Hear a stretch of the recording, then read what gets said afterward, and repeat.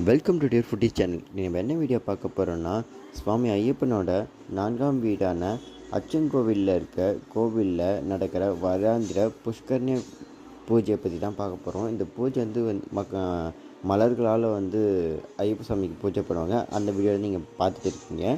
Okay, super. நம்ம video நம்ம continue பண்ணலாம்.